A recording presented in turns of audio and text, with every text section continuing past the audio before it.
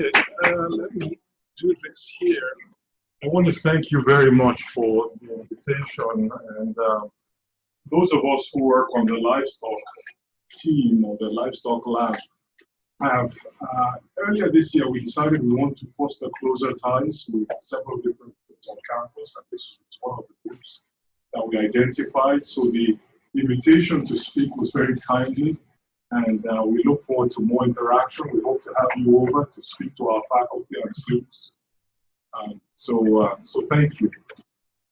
So I'm going to first explain what Feed the Future is, and then we'll go on to talk about the talk that I have here. So Feed the Future is the US government's initiative to combat global hunger, malnutrition, and poverty. And it was established in 2009. It was the Obama administration's response to the global food crisis of 2007, 2008. And so they decided to create this across government, so it's not just USAID, across government initiative to try and combat global hunger. Now, the innovation labs are not actual laboratories, but they're projects that are supposed to develop innovative solutions to challenges in developing world, and particularly development of those problems through collaboration between focal country researchers and US university researchers. So that's what the innovation labs are. There are about 22 of these labs. Many of them are in crop production, so there's sorghum, millet, there's peanut, there's so on and so forth, and some of them are on policy, on food safety, and so on and so forth. So we have the only comprehensive livestock lab. All right, so I'm going to first of all start by talking about stunting, which I'm sure most of you, everybody is familiar with. Then I'll talk about the growing demand for animal source foods, the importance and growing demand for livestock for animal source foods. And then I'll talk about the lab, and I'll talk about how important livestock are to achieving the Sustainable Development Goals. And then I'll talk about livestock and the environment before I conclude. So look at this picture, you see these two girls. I found this on the web, and I don't know how authentic it is, but it seems these two girls are twins. One of them was raised in Guatemala, one of them was raised in the US. You can see a remarkable difference in height, in stature. And I thought that was what stunting was. It was just the difference in height. And I'm a little bit tall, so I thought, well. But as I learned more and more since we got this Innovation Lab Award in 2015, I discovered that stunting is actually the best measure of undernutrition among human nutritionists, and that it kills about 45% of children. So at the moment, about 155 million under fives are thought to be affected by stunting. And what got my attention was when I first heard, it was in 2016 or 15, a world senior nutritionist from the World Food Program said that stunting causes nearly irreversible brain damage. That really just perked my ears up, and I thought, wow, this is something serious. And then I heard another person who was a foreign correspondent for the Wall Street Journal before he retired. Said he spent 20 years in Africa, but he wasted his time covering wars and corruption and things like that. He said he should have focused on stunting. And he's written a book called The First 1,000 Days. And he said stunting condemns a child to a lifetime of underperformance and underachievement. And so that's my thorough, isn't it?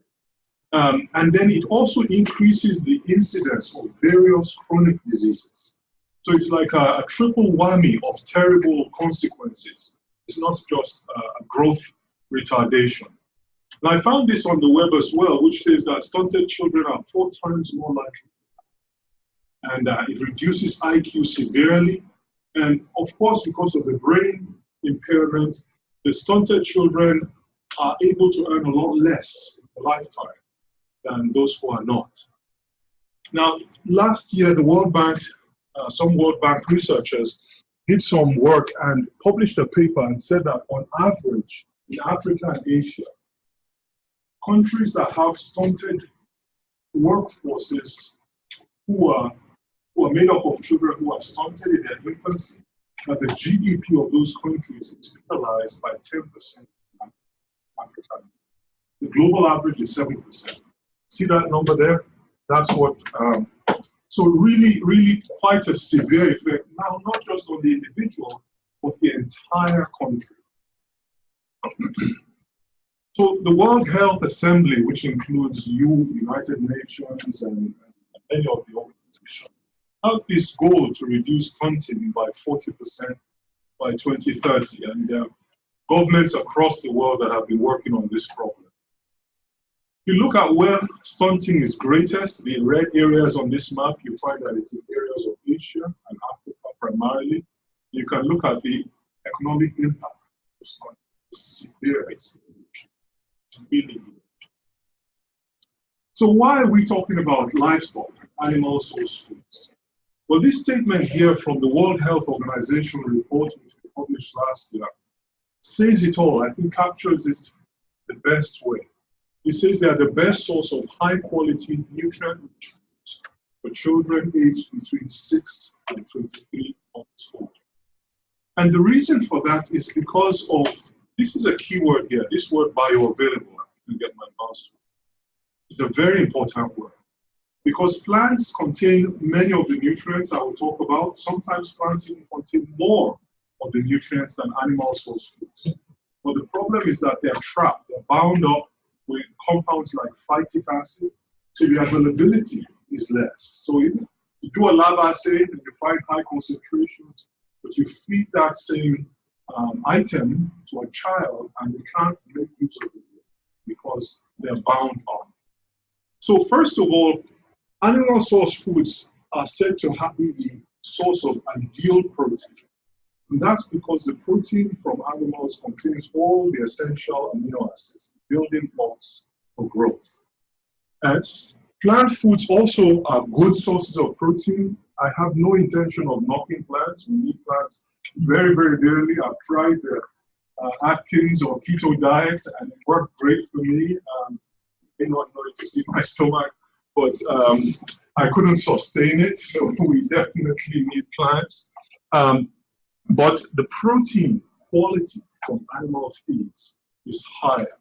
Then the four most deficient micronutrients globally, which are listed there, iron, zinc, iodine, and vitamin A, are present in a variety of animal source foods. Okay? And in addition, you also have several other micronutrients. For instance, we had a professor, we organized a global nutrition symposium here at last year. You can watch the video on our website.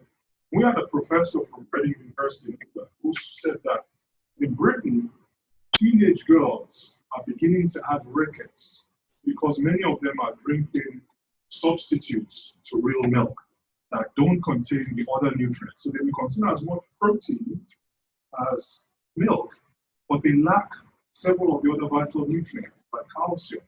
So rickets, which was, people in the UK have forgotten about it for decades, is now resurging.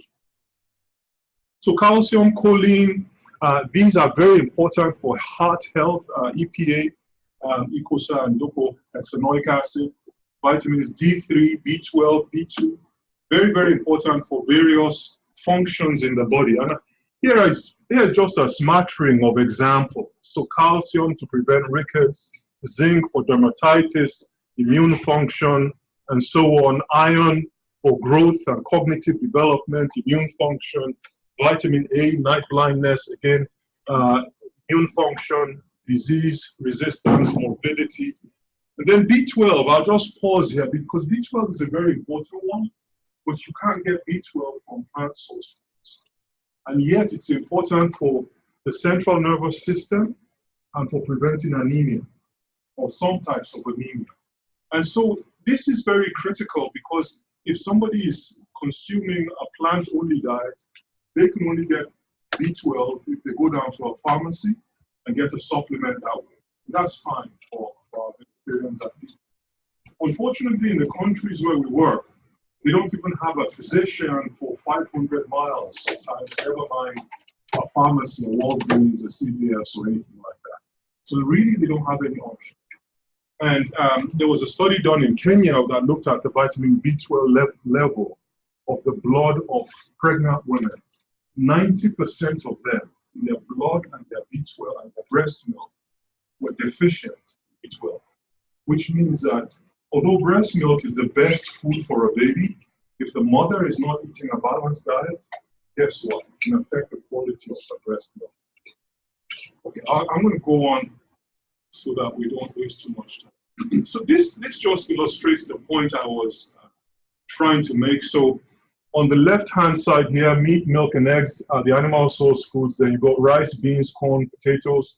And you can include fish there. Fish would be very similar to the other animal source foods. And what you see is that these are the staples in most countries: rice, beans, corn, potatoes. And beans is the one that's the legume that has a high protein content. But you can see that the content of protein is a lot less. And the biological value is a measure of the quality of the protein that animal scientists use. Human nutritionists also have another term, which is different for measuring the quality of the protein, but if I plotted that with human nutrition measure, the graph would be pretty much the same. So the quality of the protein is higher.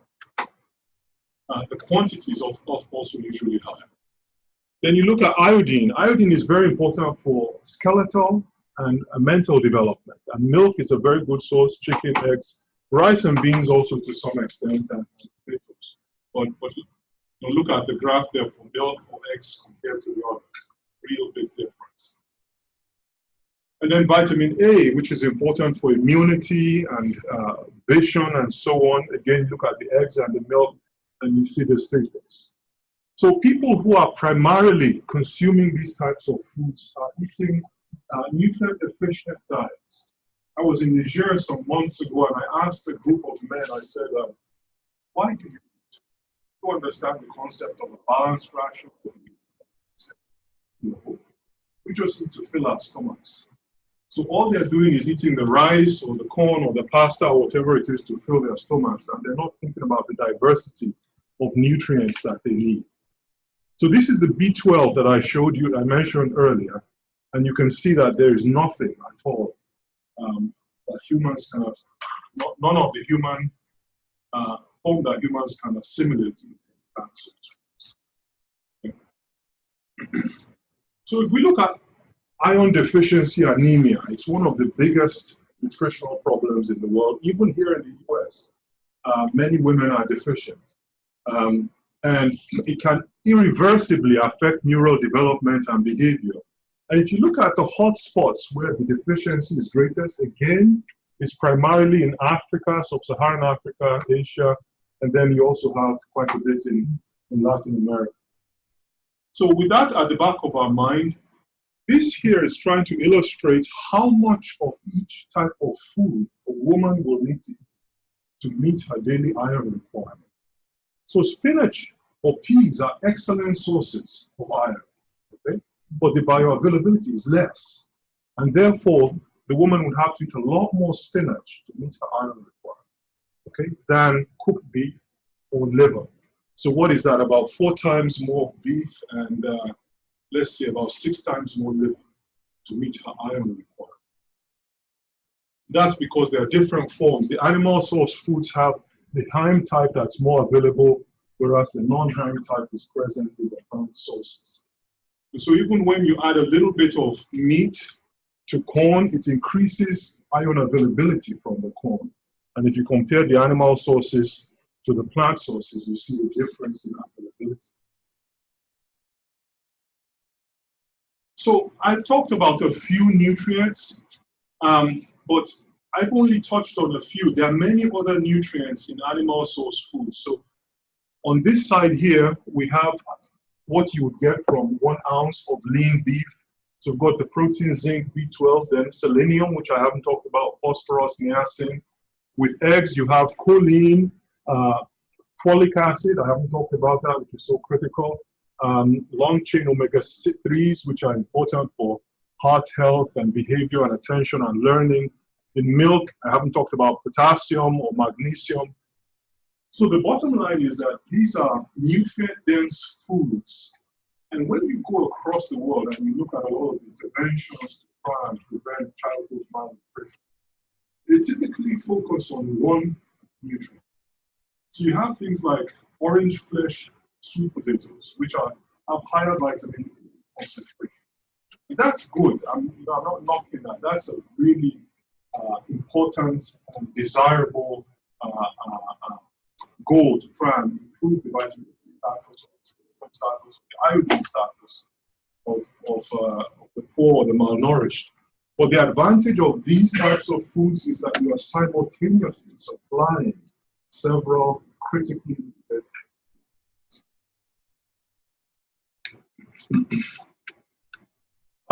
Okay, let's look at some graphs now that show milk and meat consumption per capita. And I'm doing this because many times the discourse on livestock consumption and livestock tends to be weighted heavily towards the West, and we don't think about consumption levels in other countries. So if you look at this here, you will find that the level of milk consumption in a lot of African countries is far less than that in the US, for instance, or in parts of Europe. So in many developing countries, about 1/10 of that many developed countries. If you look at the picture for meat, it's even a similar picture is evident. So again, the US and parts of Latin America, Brazil, Uruguay, and so on, having high consumption levels. And then you have many parts of Africa where there is very, very little consumption of meat. So if we plot that information as a graph, so this is, I could only fit so many countries on this graph, but this is from the OECD and FAO, and it looks at meat consumption per country. And the different colors are the different types of meat, so beef, pig, poultry, and sheep. So according to that data, US is the greatest consumer of meat, followed by Australia, Argentina, Uruguay, and so on. And then on the other end, you have the Sudan, which barely makes an appearance on that line. You have India, you have Bangladesh, Ethiopia, Nigeria, which is where I'm originally from. And just see how many orders of magnitude more meat is consumed in the West relative to those countries. So whenever we discuss about livestock and meat consumption, we need to be careful that we take consumption here as well as here into account. Very vital. Most of the discourse is around consumption here. So what we did was that we superimposed on this graph data on stunting in the different countries. And you can see what begins to look like a trend here. And obviously you can't do a regression with country names. So what we did was we replaced the names of the countries with just arbitrary numbers, just so we could do a regression. And what we discovered was this. So we found an R-squared of 0.66, a very strong relationship. Look at the significance. Extremely highly significant. I've not found anything in my work as a professor that has been that significant. Very, very strong. Now, this is not causal, but there is something there. And the fact that this is an exponential relationship shows that just a little bit of meat consumption is able to go a long way to help with stunting. When we did the same thing with milk, the relationship was not as strong, but it was still significant. Okay? And we haven't been able to get the data on egg consumption, so we haven't done that yet, but we're still doing it. But I think this shows how important it is to include these types of diet, particularly of those malnourished people. Some of you may have heard about this groundbreaking study, which was published last year or year before last, by a colleague, Laura Yanoffi at Washington University. And what she did was she just fed 1 egg a day to 6 to 9 month old kids. Ecuador. When she wanted to do the study, it was difficult for her to get permission because people thought the kids would develop allergies from the eggs. Finally, the permission was granted. We conducted the study. There were no allergies developed. What was amazing was that just giving 1 egg a day to these kids for 6 months reduced stunting by 47%, reduced underweight by 74%. This was such a dramatic and outstanding result that it's published in the Journal of Pediatrics, but the news media carried it. So Newsweek and so on. So Laura became an overnight celebrity because of her work in this area. There was another study which was done in Kenya, and this was done in '97, but it's not as well known. But again, it's a groundbreaking study. The basal diet of school kids, or a lot of Kenyans, is githeri, which is beans with a little bit of corn. It may have some vegetables. And the idea was to look at what happens if you add a little bit of animal source foods to this diet. What would that do to the children? Or if you provide extra energy. So the results really, I first heard about this in 2013 and I was just shocked. The children who got meat, their test scores averaged over 5 school terms, over several different subjects, increased by 45%. Isn't that something? 45%. Those who got the milk, their test scores increased by 28%. These are peer-reviewed studies. Okay, this is in Journal of Nutrition. Those who got extra energy, so they added oil to the diet to provide more energy, there was no increase in the test scores. And so these are all compared to the baseline, to what they scored at the beginning. So very, very dramatic result showing how these nutrients can help with cognitive development.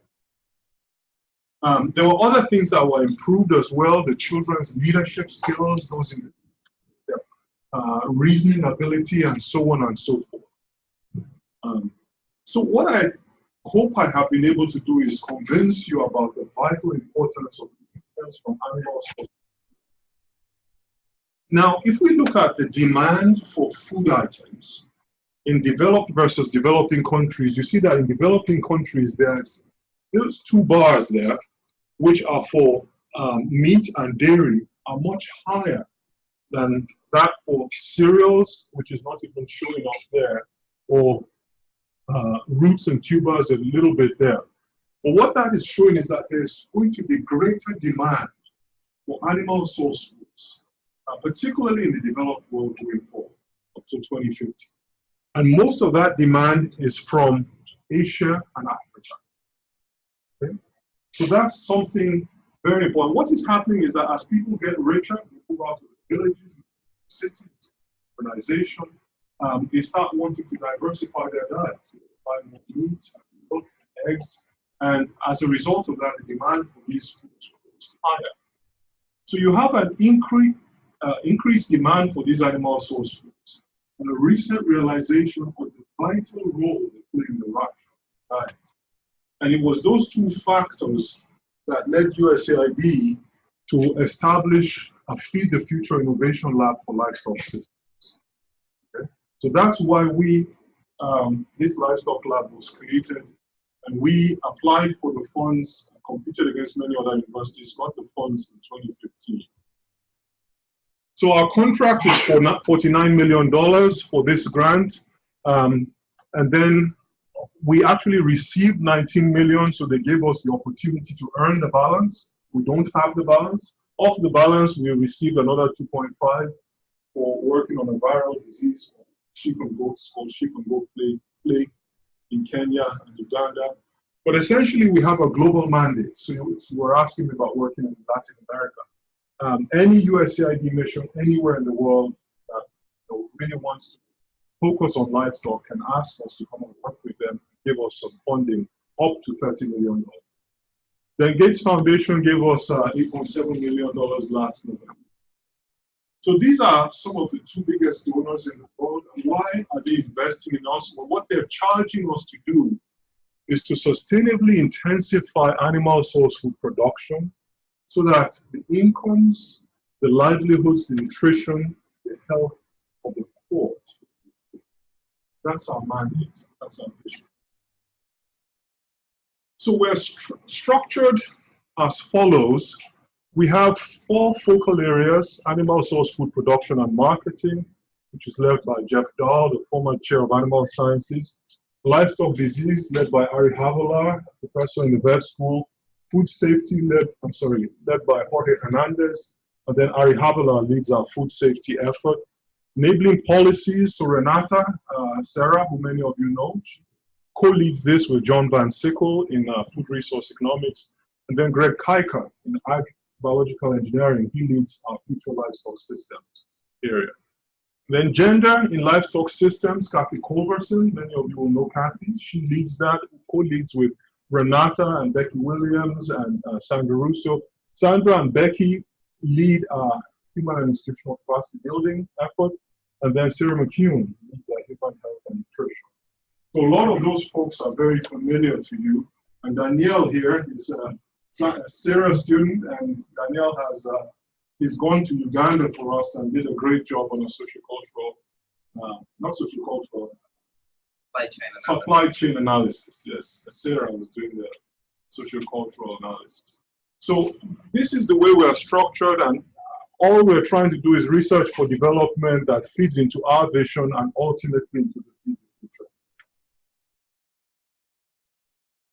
So when we got our funds, we wanted to avoid the mistake a lot of development and research projects from the West have made, which is they go into a country and prescribe and say, this is what you need and this is what we need. So rather, we convene multi-stakeholder meetings and ask the stakeholders to tell us what the needs, the constraints to livestock production and consumption of animal source food.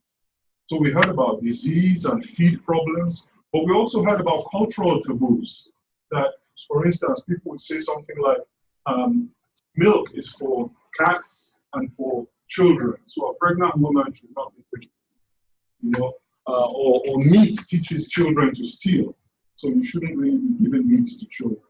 So we ask them to identify the constraints and then to rank them. And then once they rank them, we released a request for grant applications, and we fund a variety of different types of grants, some of them only $10,000, some of them over $1 million. And we're addressing different parts of the value chain, constraints identified in the different countries, right from field to the fork. So we have about 40 projects in countries that we're managing. We do some of the research ourselves, and then we also have a lot of university partners across the US who also work with us and help us achieve our goals. Just a smattering of our projects. All the countries we work in, it was heartening to me because my primary area is animal nutrition, but we were told by geneticists, policy experts, and so on that the primary constraint is lack of quality animal feed all year round. So we have many projects that are looking at the quantity, quality, safety, and preservation, developing better food supplies for animals. Another project in Rwanda, the government has given 4 people of Rwanda 1 cow, a cow for 4 families called the Girinka. But although there's been quite a lot of success, especially from an income standpoint, so families get enriched from the sales of the milk, a lot of that milk is not necessarily kept for consumption. So there have been improvements in stunting, but not as much as could be achieved. So this project is trying to strategically teach, provide messaging to the mothers and the fathers about the importance of animal source foods so that they can preserve some milk consumption and improve the nutrition status of the children. We have projects working on policies. For instance, we have one in Ethiopia that looked at the cost of animal source foods over the last 10 years and compared them to the cost of cereals. We discovered that animal source foods have increased in price by about 30% over the last 10 years, but the cereals and other commodities are relatively stable. So that means it's a huge opportunity for farmers to make money, but if you have poor people who are trying to afford these animal sources, need them for their diet, they're too expensive. So there are policy implications that are being discussed with the government. And when I leave here now, I'm going to jump on a plane. I'm going to Ethiopia to meet with the state minister on Friday to discuss some of these things. We have apps we developed with our partners.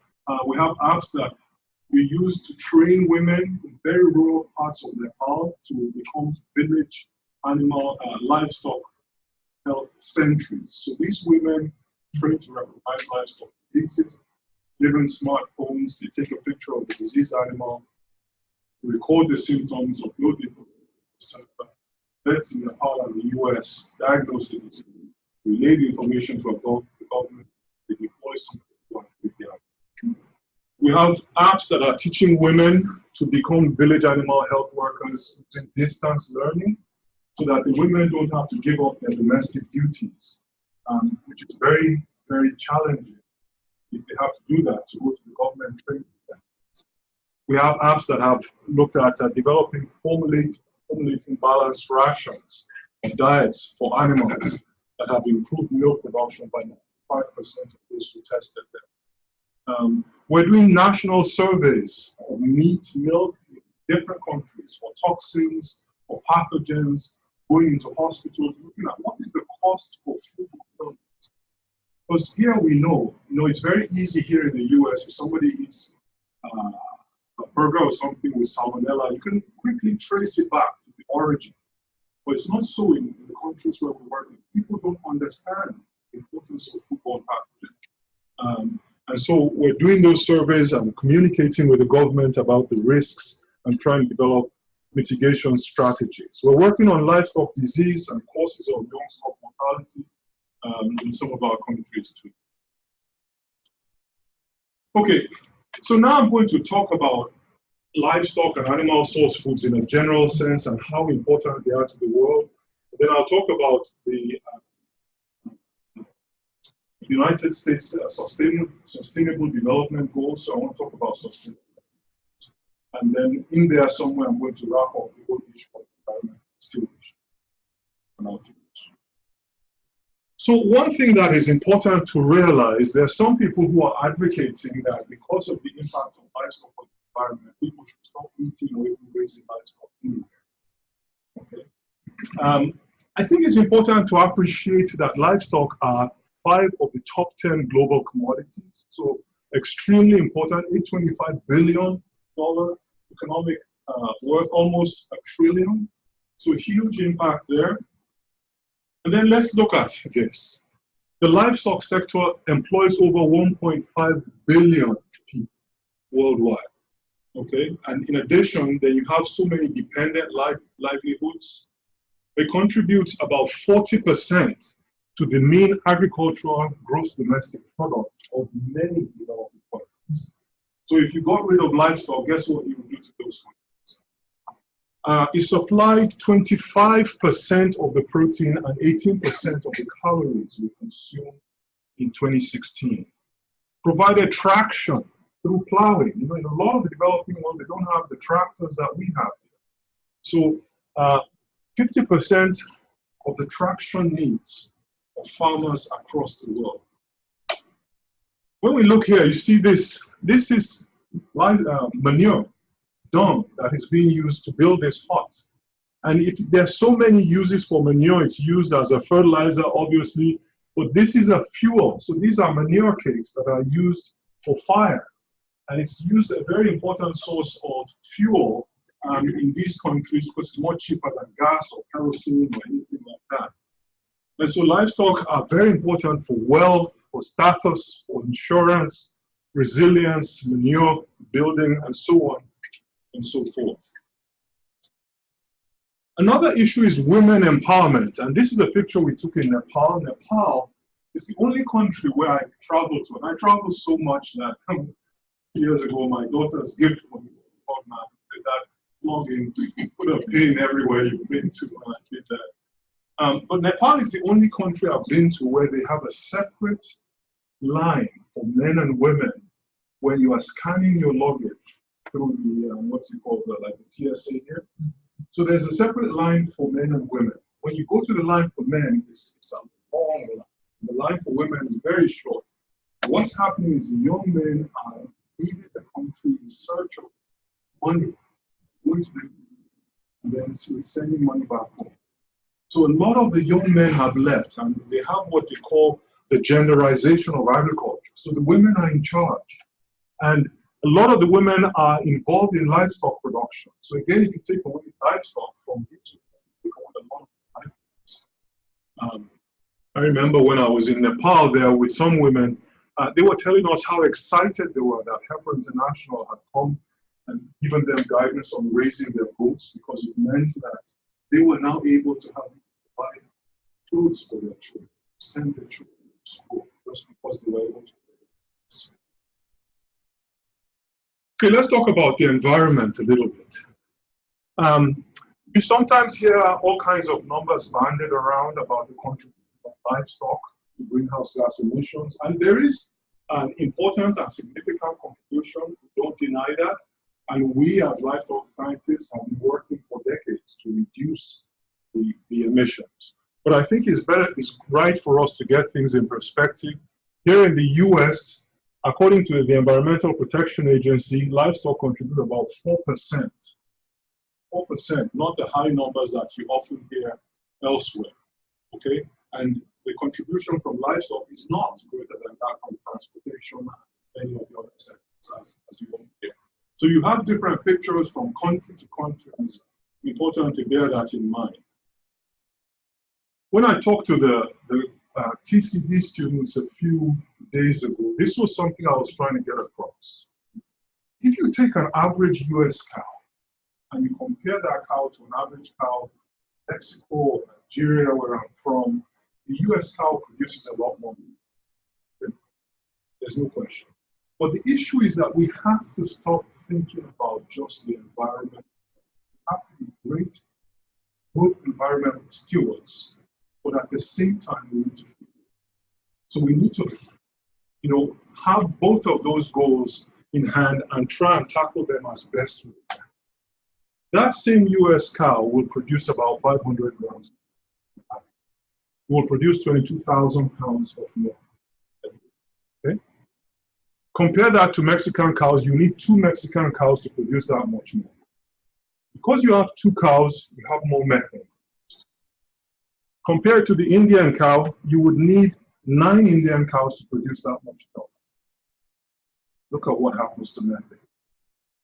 So if we're trying to look at just 1 US cow versus 1 Nigerian cow, then the Nigerian cow produces a lot less methane. But when we try and think about the importance of feeding the growing global population, then you can see that we need to produce more food to meet the needs of the world, but at the same time, we need to be good environmental stewards. And so there is this index, rather than just looking at how much greenhouse gas is produced, we need to put that on a basis that expresses how much food is produced as well. So there's this unit called the greenhouse gas emission intensity, how much gas is produced relative to how much livestock, animal source food is produced. So now you are tackling the 2 problems, environmental stewardship and malnutrition and food insecurity across the world.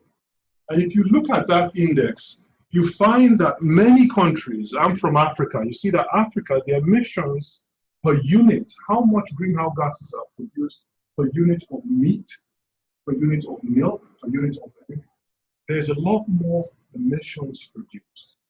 And so what we need to do in sub-Saharan Africa, in Asia, compared to places like Western Europe, or where's the US, North America, and so on. So what we need to do is we need to find ways to intensify what is sustainable. So we're not just intensifying for the sake of intensification, but we want to help to improve the productivity of those animals and reduce the greenhouse gas emissions at the same time.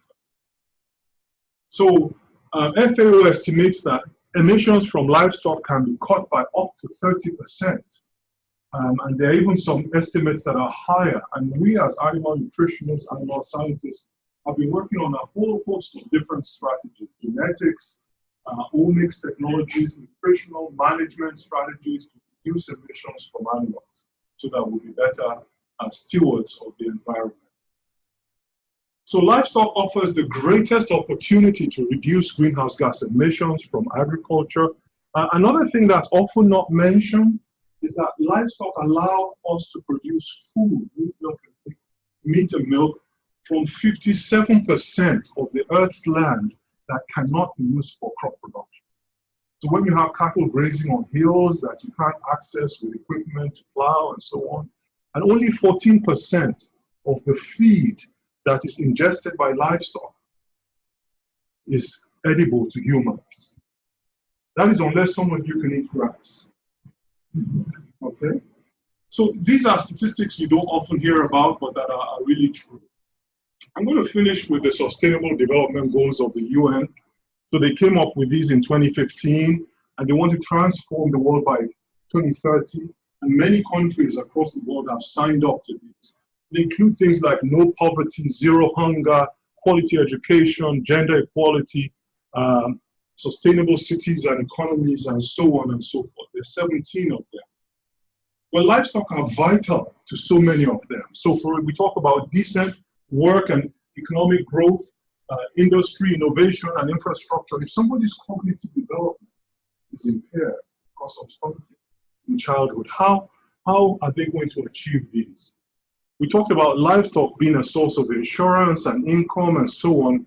How are you going to achieve a no poverty goal when livestock the livestock industry employs billions of people? Gender equality, we talked about the role of women and how livestock are very key for empowering women. The nutritional quality of animal source foods, we talked about that. So improving nutrition and health, the zero hunger goal, the good health and well-being. And then food safety with animal source foods is something that we're also tackling. So that will also contribute to livestock and sustainable development. So really, we can't have a sustainable world without livestock. We really cannot. So I'm going to conclude by saying, stunting is a devastating condition that kills about half of the children. It constrains their health, their growth, their education, their future productivity, and it's not just at the level of the individual, it affects entire countries. Negative, severely negative. Animal source foods are the best source of stunting, preventing nutrients for diets of infants and pregnant and lactating women. Livestock production is vital for education, for nutrition, for economic and sustainability of the world. Sustainably increasing livestock production. So this comes back to those dual goals of environmental stewardship, improving food production. So that is very crucial to meeting the rapidly escalating demand for animal source. And so my mandate, and I'm hoping that some of you will be champions of this in the future, is that we need to work together as a community to see whatever we can do to increase access, availability, affordability, safety, because animal source foods can be laden with whether it's aflatoxin or pathogens like salmonella. So they're good sides, they're also the bad sides that we have to take account of.